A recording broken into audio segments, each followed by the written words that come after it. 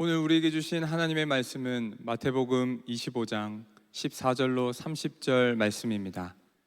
신약성경 43면에 있습니다. 모두 자리에서 일어나 마태복음 25장 14절에서 30절까지의 말씀을 교독하겠습니다.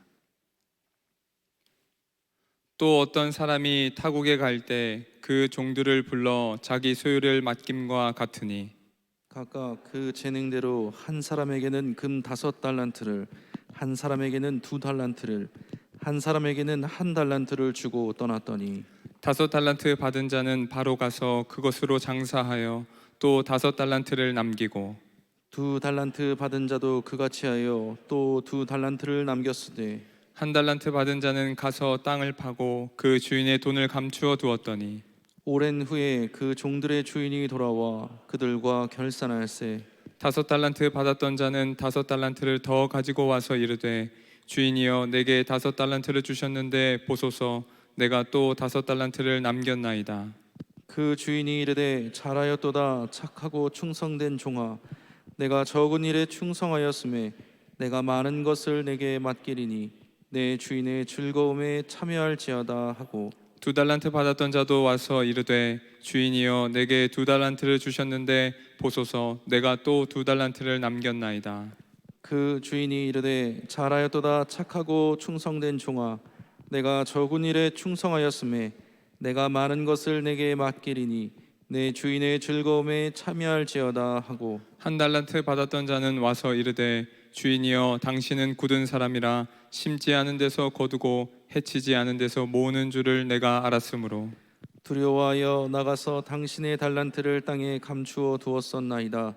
보소서 당신의 것을 가지셨나이다. 그 주인이 대답하여 이르되 악하고 게으른 종아 나는 심지 않은 데서 거두고 해치지 않은 데서 모으는 줄로 내가 알았느냐. 그러면 내가 마땅히 내 돈을 취리하는 자들에게나 맡겼다가 내가 돌아와서 내 원금과 이자를 받게 하였을 것이니라 하고 그에게서 그 1달란트를 빼앗아 10달란트 가진 자에게 주라. 무릇 있는 자는 받아 풍족하게 되고 없는 자는 그 있는 것까지 빼앗기리라. 함께합니다. 이 무익한 종을 바깥 어두운 데로 내쫓으라.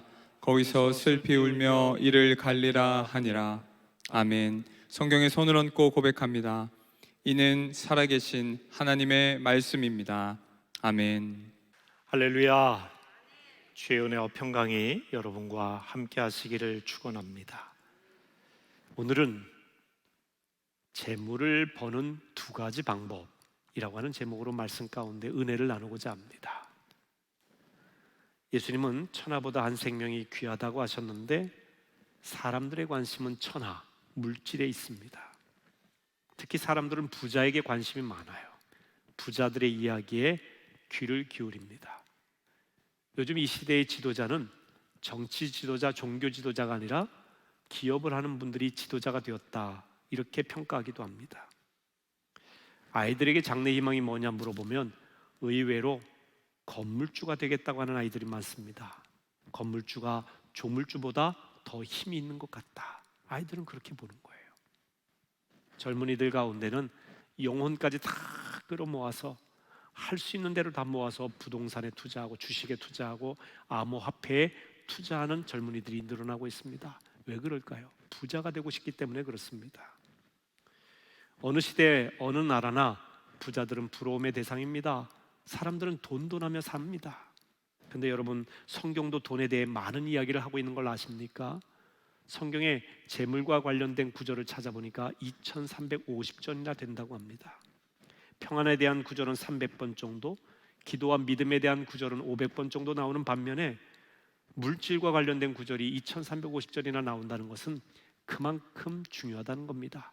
돈이 중요하다는 의미라기보다는 재물에 대한 생각을 갖는 것이 중요하다, 올바른 재물관을 갖는 것이 중요하다고 하는 의미인 것입니다. 하나님께서 같은 내용을 반복하신다면 그만큼 의미가 있는데 교회에서는 돈 이야기 하기가 쉽지 않습니다. 자칫하면 헌금 많이 내라 라고 하는 이야기로만 들리고요, 마음의 시험에 들어요. 또 때로는 돈 이야기를 하게 되면 속물로 생각합니다. 믿음 없는 사람이나 돈돈한다, 그렇게 생각을 하는 경향이 있습니다. 돈은 벌고 싶은데 교회에서는 돈 이야기를 나누기가 어려우니 세상에서 돈 버는 방법을 배우는 겁니다. 돈과 신앙을 분리해서 생각하는 것이죠. 근데 돈과 신앙을 분리할 수가 없어요. 분리해서 생각하게 되고 배우게 되면 문제점이 발생합니다. 가장 큰 문제점이 사람보다 돈을 더 중시한다는 게 문제입니다. 예수님은 분명히 한 생명이 천하보다 귀하다고 하셨어요. 생명이 천하, 물질보다 훨씬 더 귀하다. 근데 사람들은 생명을 희생해서라도 돈을 벌겠다고 하는 사고방식으로 바뀌고 있습니다. 위험합니다. 그래서 제가 재물에 관한 설교를 하게 된 것입니다. 목적은 그리스도인으로서 바른 재물관을 갖도록 하는 겁니다. 근데 사람들 이야기를 들어보니까 재물을 사용하는 것, 귀하게 사용하는 것 중요하지만 일단은 벌어야 되지 않겠습니까? 뭐가 있어야 헌금도 하고 또 구제도 하고 선한 사업에 쓸 거 아니겠습니까? 돈 버는 방법을 가르쳐 주십시오. 이렇게 이야기하시는 성도님들이 많아요. 그래서 제가 오늘 돈 버는 방법을 가르쳐 드리려고 합니다. 그런데 여러분, 성경은 여러분이 원하는 돈 버는 방법, 재테크를 말하고 있지는 않습니다. 그냥 돈 많이 버는 방법을 가르쳐 달라고 하면 기업인이나 또 장사하시는 분, 부동산 중개하시는 분, 또 경제학자에게 가서 물어야 되겠죠. 성경은 돈을 버는 원리를 가르쳐 줍니다. 그냥 돈만 많이 버는 것은 오히려 위험합니다. 돈을 벌 때 잘 벌어야 됩니다. 잘 번다는 말에는 바르고 정당하게 번다는 말이 포함된 것입니다. 성경적인 부자가 되라는 것이지요. 옛말에 개처럼 벌어서 정승처럼 사용한다는 말이 있지 않습니까? 원래 이 말은요, 직업에 귀천이 없다고 하는 뜻으로 쓰인 말인데 요즘은 다르게 해석하지요. 수단 방법 가리지 말고 큰 돈을 벌면 된다, 이렇게 해석을 합니다. 그러나 이건 매우 위험한 생각입니다. 목표가 좋다고 수단과 방법이 다 정당화될 수가 없는 것입니다. 돈을 버는 것보다 중요한 것은 바르게 버는 것입니다. 잘못 번 돈은 부메랑이 되어서 우리에게 다가옵니다. 잠시 잠깐은 편할지 모르지만 영혼의 참 평안을 빼앗기게 됩니다. 잠시 잠깐의 쾌락을 누릴지 모르지만 영원한 기쁨을 잃어버리게 됩니다. 그래서 성경은 이렇게 경고합니다. 새 번역으로 잠언 21장 6절인데요. 속여서 모은 재산은 너를 죽음으로 몰아넣고 안개처럼 사라진다. 속여서 재산을 모은다는 것은 잘못된 방법으로 재산을 모은다는 것이지요. 그렇게 됐을 때는 그것이 우리를 죽음으로 몰아넣는다는 겁니다. 안개처럼 그 모든 것들이 사라진다는 겁니다. 성경이 말씀하는 바입니다. 그래서 돈 잘 버는 방법은 바르게 버는 방법입니다. 많이 버는 것보다 바르게 버는 것이 중요합니다. 오늘 본문은 유명한 달란트 비유입니다. 사실 본문 말씀은 경제 생활과 직결되는 말씀은 아닙니다. 하지만 이 달란트 비유 안에는 우리가 어떻게 경제 생활하면 되는지, 어떻게 재물을 모으는지에 대한 지혜가 담겨 있어서 오늘 본문을 택하게 되었습니다. 사실 오늘 본문이 들어있는 마태복음 25장은 마지막 때에 대한 이야기입니다. 마지막 때에 예수님이 심판하실 내용에 대한 말씀입니다. 주님의 심판은 미래에 일어날 일이지만 미래의 심판을 지금 생각함으로 오늘 우리의 삶을 돌아보게 합니다. 제가 중고등부 시절에 소그룹으로 모여서 토론을 꽤 많이 했는데 이런 토론도 했습니다. 만약 내게 남은 시간이 하루밖에 없다면 그 하루를 어떻게 사용하겠습니까? 열띠게 이거 가지고 토론을 했어요. 여러분, 우리가 하루밖에 시간이 남지 않았다면 우리 인생의 마지막에 가까웠다는 얘기지요. 마지막이 가까워서 시간이 얼마 남지 않았을 때 그 시간을 허투루 사용할 수 있겠습니까? 그래서 어떤 친구는 부모님께 잘못한 걸 용서를 구하겠다. 내가 좋아하는 사람이 있는데 사랑을 고백하겠다. 꼭 가보고 싶은 장소 내가 방문을 하겠다. 하나님 앞에 기도하면서 나의 죄의 사함을 받고 그리고 많은 영혼이 구원받도록 기도하겠다. 이런 이야기들을 서로 나누었습니다. 그런데 실컷 놀겠다, 또 대학 가기 위해 공부하겠다, 돈 많이 벌겠다, 이런 이야기를 한 친구들은 없습니다.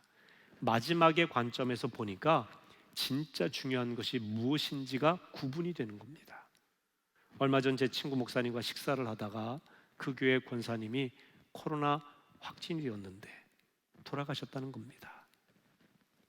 이제 격리되어 병실로 갈 때까지만 하더라도 굉장히 건강하셨대요. 평상시에도 운동 많이 하시고 건강하신 분이라고 합니다. 사업하셔서 돈도 있고요, 명성도 있는 그런 분이고. 그런데 가족들과 금방 다녀올게 하고 인사 나눈 것이 마지막 인사가 된 거예요. 누구도 그러리라 생각하지 못한 것이죠. 친구 목사님 그렇게 얘기합니다. 우리 인생 아무도 몰라. 주님만 아시지. 마지막을 늘 준비해야 돼. 그걸 설교는 했지만 절실하지 않았는데 그 권사님 보면서 깊이 깨닫게 되었다고 그렇게 이야기합니다. 그렇습니다. 우리 인생 언제 끝날지 몰라요. 주님이 오라 하시면 우리는 갈 수밖에 없는 연약한 인생입니다. 그러면 이 마지막의 관점에서 오늘을 돌아보면 우리의 재물을 어떻게 사용해야 될 것인가, 어떻게 돈을 벌어야 될 것인가, 어떻게 사람들과의 관계를 할 것인가가 분명해지는 겁니다. 성경에서 마지막 때에 대한 이야기는 바로 우리 인생의 가장 소중한 것이 무엇인지를 일깨워줍니다. 마지막을 생각함으로 오늘을 돌아보게 하는 것이지요. 달란트 비유도 이런 관점에서 살펴볼 수 있습니다. 주님은 마지막 때에 여러분이 남긴 달란트에 대한 심판을 하십니다. 달란트를 신실하게 사용하는 것이 중요합니다. 이 달란트 비유에서 가장 중요한 포인트는 하나님께서 모든 사람에게 달란트를 주셨다는 거예요. 물론 한 달란트 준 사람, 두 달란트 준 사람, 5달란트 준 사람 다 달라요. 분량은 다르지만 분명히 달란트를 주셨다는 겁니다. 이 달란트라는 말은 탤런트라는 말이에요. 재능, 능력이라는 의미입니다. 여러 가지 능력이 있겠지만 하나님은 누구에게나 재물을 벌 능력을 주셨다고 성경은 말씀합니다. 자, 신명기 8장 17절 18절을 읽어보겠습니다. 그러나 내가 마음에 이르기를 내 능력과 내 손의 힘으로 내가 이 재물을 얻었다 말할 것이라. 내 하나님 여호와를 기억하라. 그가 내게 재물 얻을 능력을 주셨음이라. 이같이 하심은 내 조상들에게 맹세하신 언약을 오늘과 같이 이루려 하심이니라. 사람들은 이렇게 말합니다. 내가 재물을 얻었다, 내 능력으로 이렇게 벌었다, 자수성가했다, 이렇게 말할 때가 많습니다. 그런데 오늘 신명기에서 모세는 백성들에게 이야기합니다. 내 하나님을 기억해라. 하나님이 너희들에게 재물 얻을 능력을 주셔서 너희가 재물을 얻은 것이지 너희 능력이 아니야. 하나님 잊어버리면 안 돼. 그건 망하는 길이야. 재물을 얻을 능력을 하나님이 주셨다, 분명히 말씀하고 있어요. 여러분, 하나님이 재물을 얻을 능력을 주셨다면 선하신 주님께서 주신 능력이니 나쁠 리가 없죠. 돈 버는 것 그래서 나쁜 것 아닙니다. 사람들은 돈을 버는 것을 굉장히 나쁘게, 악하게만 생각됩니다. 그래서 성경은 그렇게 말한 적이 없어요. 돈을 사랑함이 일만하게 뿌리가 되는 것이지 버는 것 자체가 나쁘다고 말하지는 않습니다. 우리 감리교회 창시한 요한 웨슬리 목사님도 gain all you can, 벌어라, 할 수 있는 한 많이 벌어라, 이렇게 이야기를 했습니다. 버는 것 자체가 나쁜 건 아닙니다. 재물을 얻을 능력을 각각 다르지만 하나님께서 모두에게 주셨습니다. 근데 어떻게 버느냐가 중요한 것이죠. 첫 번째는 착하게 벌라는 겁니다. 돈을 버는 목적과 방법이 착해야 된다는 이야기입니다. 자, 오늘 본문 21절 말씀을 같이 보겠습니다. 그 주인이 이르되 잘하였도다 착하고 충성된 종아, 내가 적은 일에 충성하였음에 내가 많은 것을 내게 맡기리니 내 주인의 즐거움에 참여할지어다 하고. 주인은 멀리 떠나면서 종들에게 돈을 맡겼어요. 달란트를 맡겼습니다. 그리고 이제 때가 되어 돌아와서 그것을 결산을 합니다. 먼저 두 사람을 칭찬하죠. 5달란트와 2달란트로 5달란트, 2달란트를 남긴 종들을 칭찬합니다. 이때 칭찬의 내용을 눈여겨볼 필요가 있습니다. 주인이 말합니다. 내가 적은 일에 충성하였음에 잘하였도다, 착하고 충성된 종아, 이렇게 칭찬을 합니다. 주인은 종의 태도를 칭찬하고 있는 거예요. 그들이 돈 버는 착함과 이 물질에 대한 신실함에 대해서 칭찬을 하고 있습니다. 그들이 가진 것 적다고 했어요. 여러분, 5달란트는요 어마어마한 물질입니다. 1달란트가 6,000데나리온이에요. 1데나리온은 노동자 하루의 품삯인데 6천 데나리온은 6천 날의 품삯이니 이거 10만 원으로만 계산해도 6억이라는 돈이 나와요. 1달란트가. 그러면 5달란트는 계산하면 30억이에요. 어마어마하게 맡기신 겁니다. 이걸로 5달란트를 남겼어요. 2달란트도 크죠. 근데 주님께서는 적은 것에 충성하였으니 이렇게 말씀하고 있어요. 주님 보시기에는요, 2달란트든 1달란트든 5달란트든 뭐 심지어 10달란트를 가졌어도요, 주님 보시기엔 적은 거예요. 우리끼리 비교하면서 크다 작다 말하는 것이지 하나님의 관점에서는 모두가 아주 적은 거예요. 적은 것 갖고 싸우는 겁니다. 자기들끼리 비교하면서 말이죠. 그러니까 주님께서 주신 것은 우리끼리 크다 작다 말할 것 없이 작더라도 최선을 다하는 게 중요하죠.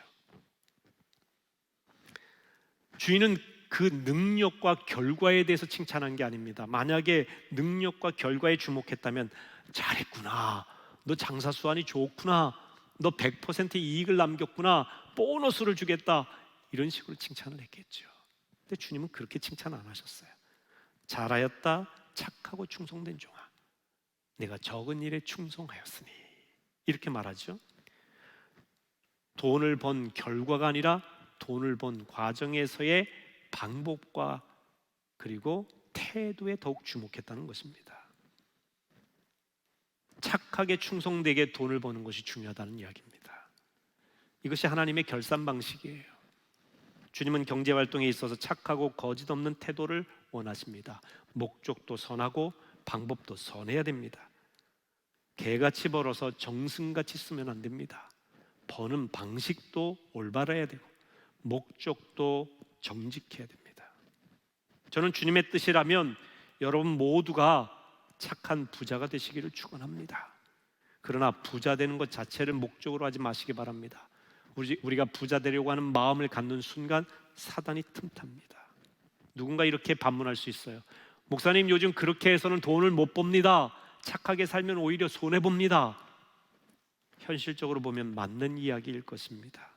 그런데 우리의 관점은 마지막 심판의 자리에서 오늘을 보는 것입니다. 예수님의 관점에서 우리를 보는 거예요. 예수님이라면 어떻게 하셨을까를 묻는다면 과연 예수님도 그렇게 불의하고 거짓된 방법으로 돈을 모으는 데만 집중하셨을까요?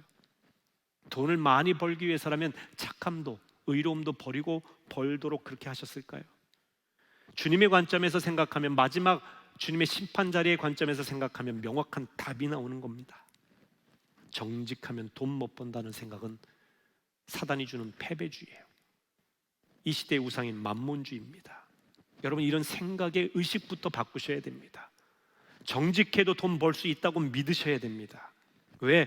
온 재물의 주인, 물질의 주인이 하나님이시기 때문에 그렇습니다. 성경은 이렇게 말합니다. 겸손과 여호와를 경외함의 보상은 재물과 영광과 생명이니라. 잠언 22장 4절에 있는 말씀이에요. 겸손한 사람, 여호와를 경외하는 사람처럼 착한 사람이 어디 있습니까? 그런데 주님께서는 이들에게 보상을 주시는데, 첫째 재물 주시고 영광을 주시고 생명도 주신다는 겁니다. 우리는 하나님의 말씀을 믿는 그리스도인 아닙니까? 말씀이 이렇게 돼 있어요. 그러니 세상적인 사고방식으로 착하고 정직하면 돈 못 번다, 이런 사단의 생각으로 물들지 마시기를 바랍니다. 성경적인 방법으로 부자가 된 인물이 있습니다. 미국의 백화점 왕 존 워너메이커라고 하는 사람입니다. 그는 가난한 벽돌공의 아들로 태어났습니다. 12살까지 교육을 받고 그 이후에는 정규 교육을 받지 못했어요. 초등학교 학력입니다. 14살 때 아버지가 돌아가셨습니다. 집이 너무 어려웠어요. 그래서 14살 때부터 한 상점의 점원으로 일했습니다. 근데 그가 손님들을 대하면서 물건을 파는데 이렇게 파는 겁니다. 이 물건의 장점은 무엇이고 단점은 무엇입니다 하고 정직하게 늘 손님들을 대해서 이야기하는 겁니다.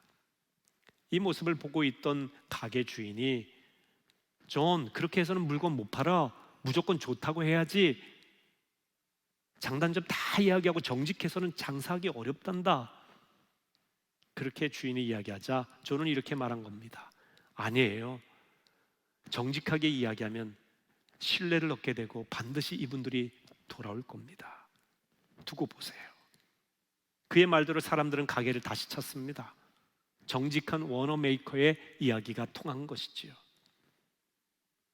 주인은 세상을 떠나면서 그에게 가게를 물려주었고 그것을 발판으로 31살의 나이에 백화점을 시작을 합니다. 나중에 그는 수많은 백화점을 운영하는 거부가 되었어요.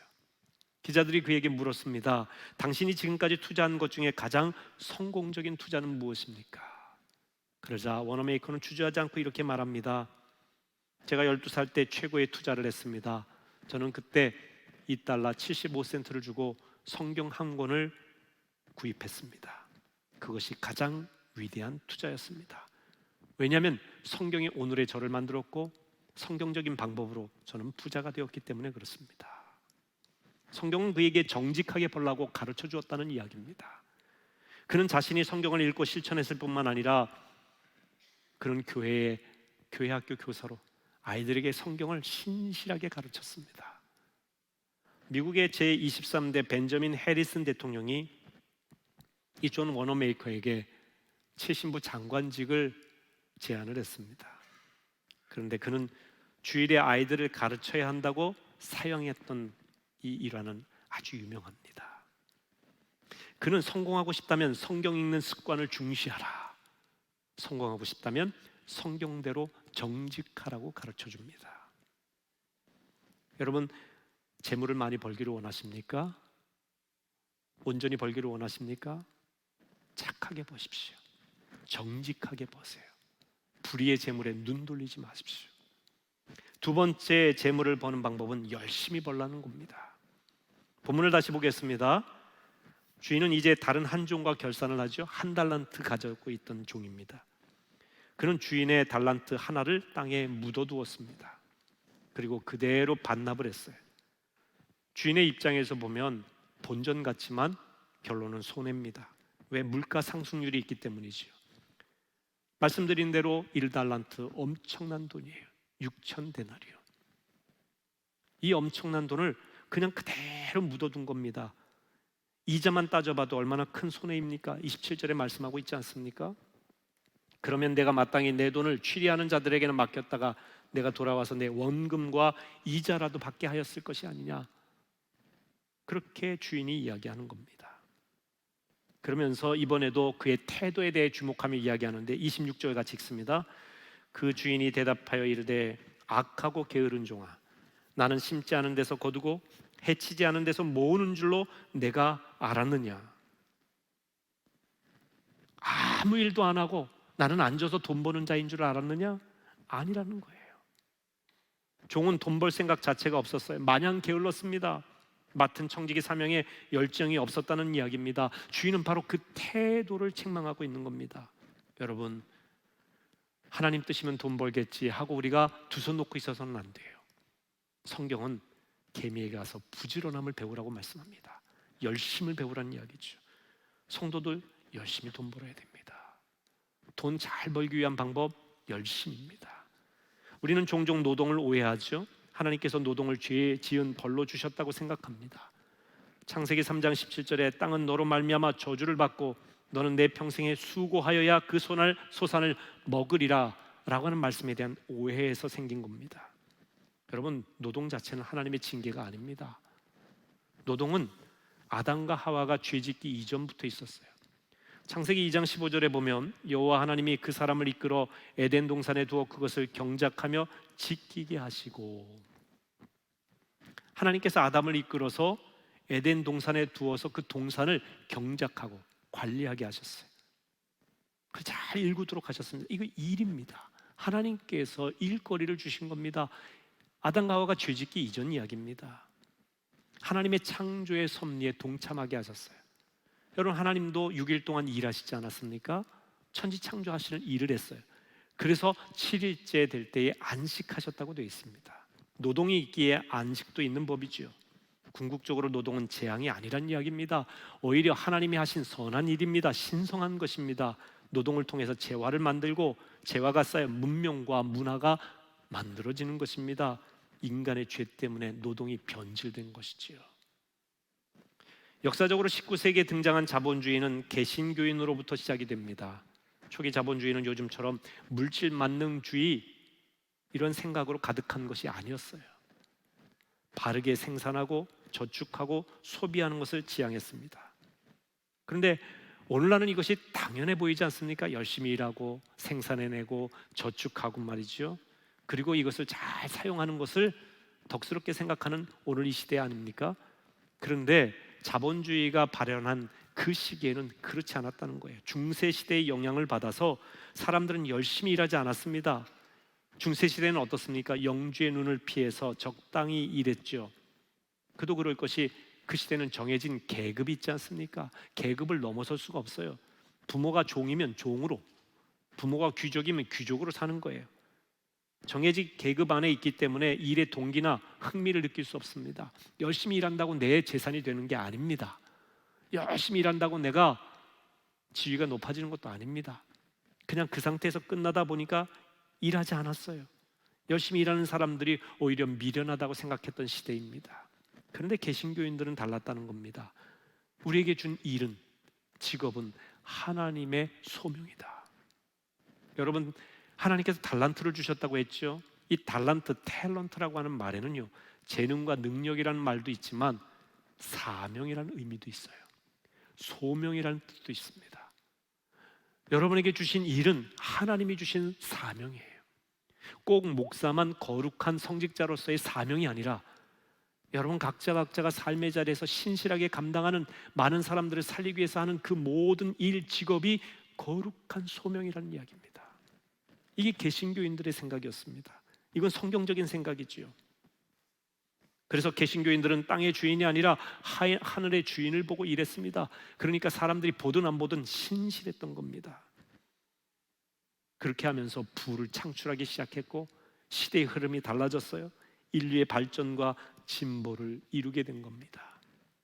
이것은 막스 베버가 쓴 프로테스탄트 윤리와 자본주의 정신이라는 책에서 밝힌 내용 그대로입니다. 유명한 책이죠. 이 막스 베버는 당대 개신교인들이 품은 생각을 5가지로 정리합니다. 첫째가 뭐냐? 노동은 그 자체로 가치가 있다는 겁니다.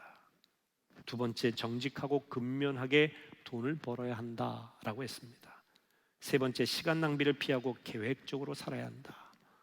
네 번째, 불필요한 휴식과 게으름을 경계한다. 휴식이 필요 없다는 게 아니에요. 불필요한 휴식이라고 했습니다. 다섯 번째, 검소한 전략 생활로 돈을 모은다.